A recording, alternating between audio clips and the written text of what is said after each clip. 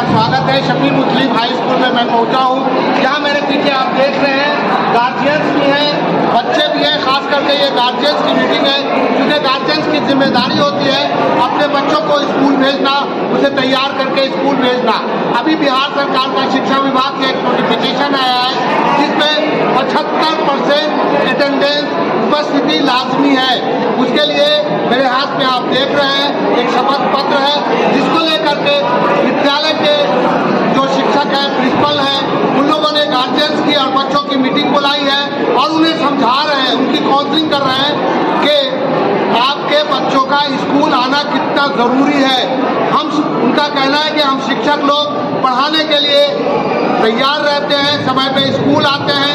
मेरा जो उद्देश्य है बच्चों को शिक्षा देना है, तो वहीं आपकी भी कुछ जिम्मेदारी बनती है, बच्चों की जिम्मेदारी बनती है वो स्कूल आए और शिक्षा ग्रहण करें। तो बिहार सरकार का जो शिक्षा विभाग है इसमें एक अच्छा पहल किया है कि बच्चे स्कूल के लिए तो निकलते हैं, स्कूल नहीं आते हैं। कुछ गार्जियन उसको हल्के में लेते हैं, प्राइवेट ट्यूशन में भेज देते हैं, जिसकी वजह से उनका जो बेस होता है वो कमजोर हो जाता है। इसी को लेकर विद्यालय के जो शिक्षक लोग हैं, यहाँ का जो प्रशासन है, उन्होंने गार्जियन को बुलाया है, उनको समझा रहे हैं और शपथ पत्र के बारे में बता रहे हैं कि यदि आपके बच्चे 75% अटेंडेंस उपस्थिति नहीं बना पाते हैं तो उनका एग्जाम में बैठना जरूरी है। और एक बात और बता दें कि 9वां, 10वां, 11वां और 12वीं के बच्चों के लिए लाजमी कर दिया गया है। ये आप एजुकेशन का एक पार्ट हो गया है। पहले यूं 70% होता था, लोग अपीयर हो जाते थे, बच्चे अपीयर हो जाते थे, एग्जाम दे देते थे, लेकिन सरकार सख्त हुई है, बच्चों को पढ़ाना चाहती है। इसलिए मेरे पीछे बच्चे भी हैं, गार्जियंस भी हैं। हम गार्जियंस से भी बात करेंगे कि इस काउंसलिंग से उनको कितना फायदा हुआ, शिक्षक से भी बात करेंगे कि इसका जो रिजल्ट है, वो इसका जो परिणाम है आने वाले समय में कैसा उनको मिलने वाला है। बिहार विद्यालय परीक्षा समिति का आदेश आया है कि बच्चों को 75% अटेंडेंस जरूरी है 9वां, 10वां, 11वीं और 12वीं में। अभी आपने गार्जियंस को भी बुलाया है, अपने स्कूल में बच्चों को भी बुलवाया है और उन्हें समझा रहे हैं और ये शपथ पत्र देना पड़ेगा। तो ये क्या शपथ पत्र देना पड़ेगा और क्या गार्जियंस और बच्चों को समझा रहे हैं? बिहार की शिक्षण व्यवस्था को और सही और अच्छे सुचारू रूप से चलाने के लिए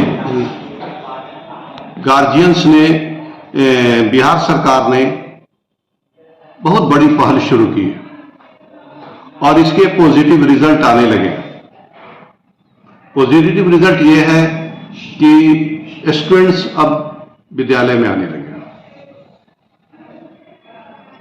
सरकार की ये गाइडलाइंस आई है कि हर गार्जियन से एक शपथ पत्र के फॉर्म में यह लिखित रूप में लिया जाए कि मेरे बच्चे 75% अटेंडेंस पूरा करेंगे। अगर वह 75% अटेंडेंस पूरा नहीं करते हैं तो उन्हें किसी भी प्रकार का लाभ जो उन्हें शिक्षण अवधि में मिलता है, जैसे कि छात्रवृत्ति, बहुत सारे स्कूल में पोशाक वगैरह की भी सुविधा रहती है, या और भी जो भी सरकार के तरफ से उनको मदद मिलती है, वह सारी मदद रोक दी जाएगी। और साथ साथ अगर 9th क्लास में उनका अटेंडेंस कम हो गया तो इसका इफेक्ट उनको बोर्ड के फॉर्म भरने में भी होगा। यानी बोर्ड के फॉर्म भरने तक उनकी उपस्थिति 75% किसी भी हालत में मस्ट है। अगर नहीं होगी तो उनका 10th का बोर्ड का फॉर्म नहीं भराएगा, 12th का बोर्ड का फॉर्म नहीं भराएगा। सरकार की एक पहल हुई है। सबसे बड़ा पॉजिटिव साइन यह है कि अभी मैंने अभिभावकों को इनवाइट किया कि आप आएं, और सरकार ने जो गाइडलाइंस तय किया है, ये गाइडलाइंस पहले से है लेकिन अवेयरनेस नहीं है, लोगों तक मालूम नहीं था।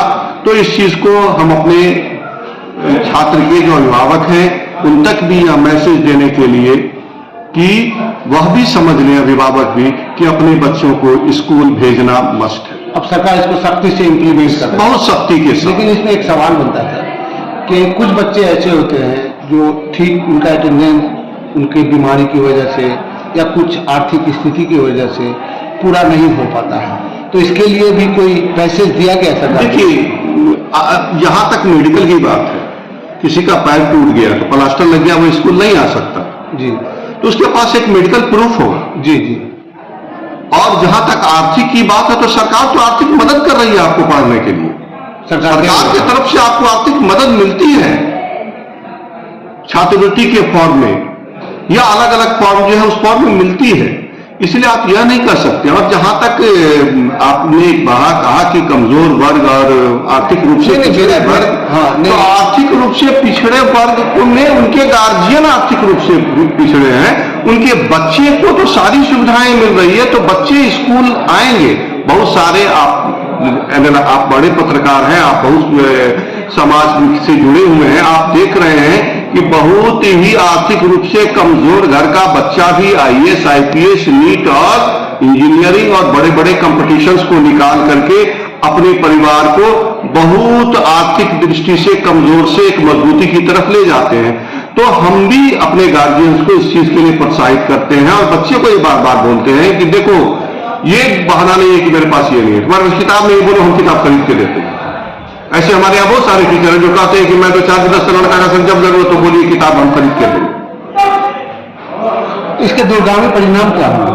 दूरगामी परिणाम इतना अच्छा होगा कि आप सोच नहीं सकते हैं।